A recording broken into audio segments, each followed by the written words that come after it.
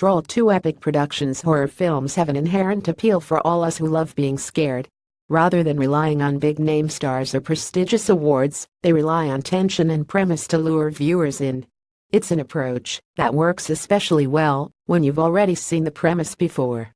I'm talking about horror movie sequels, a staple of the genre that mostly just lets studios cash in on unexpected successes without investing much effort or money into their rushed follow-ups.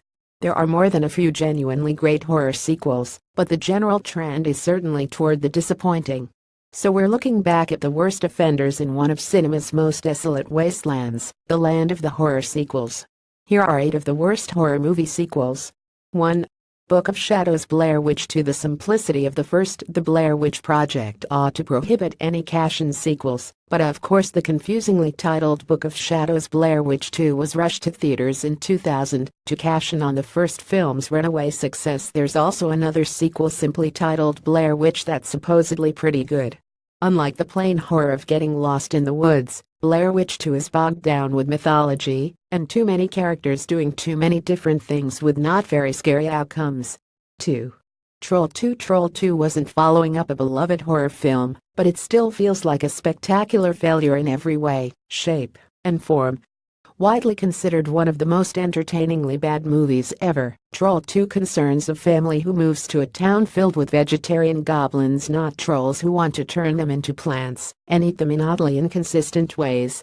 The acting is horrible, the script is horrible, and the tone is a jumble of family-friendly and vulgar darkness that makes this a movie that appeals to no one except those laughing at it. 3. Jaws: The Revenge. If you're foolish enough to watch any of the Jaws sequels instead of just rewatching the original, make sure you don't pick Jaws: The Revenge. The title gives some indication of the film's ridiculous premise, wherein a stricken Ellen Brody moves her family to the Bahamas, but is followed by the shark she believes responsible for killing her husband.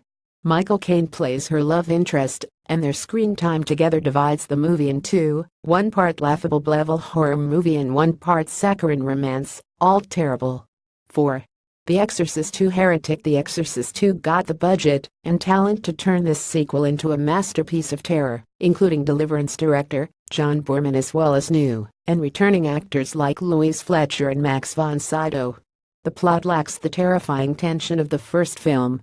It follows various attempts to understand the demons still living within Regan that yields vague clues into the demon's past rather than any actual scares.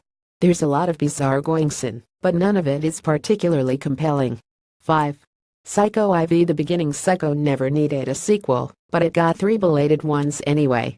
The first 2 sequels were merely unnecessary, but Psycho IV is a downright embarrassment. The movie offers the first chapter of a story we already know. Norman Bates had a messed-up relationship with his mother. By taking the prequel route, the movie removes any chance of possible surprises. The twists are an integral part of the original, after all, in favor of harping on the same fixations without any purpose. 6. Silent Night, Deadly Night 2. The worst horror sequels are generally follow-ups to masterpieces or pieces of schlock that weren't that great in the first place. Silent Night, Deadly Night 2 is definitely the latter, though it seems cheap and lazy even when compared with its lackluster predecessor. It's so cheap, in fact, that much of the film is spent explaining what happened in the previous movies, or showing you clips from it to help justify wasting 90 minutes of your precious little time here on Earth. 7.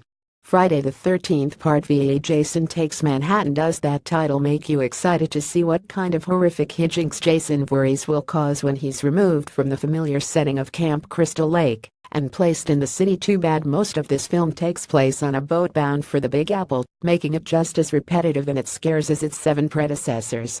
Budget concerns kept the film from achieving the promise of its premise, but there's really no excuse for such pervasive laziness. 8. I Still Know What You Did Last Summer. Audiences who paid to see the cash grab sequel to the cash grab Scream copy that was I Know What You Did Last Summer got even less than they expected in this Bahamasi horror film. It's so rote it might as well be a Mad Lib. A hooked killer picks off our heroes and hotel staff one at a time, but more important than the story or horror are the copious shots of Jennifer Love Hewitt's cleavage and scenes of a young Jack Black doing his no familiar shtick. Check out Entertainment Cheat Sheet on Facebook.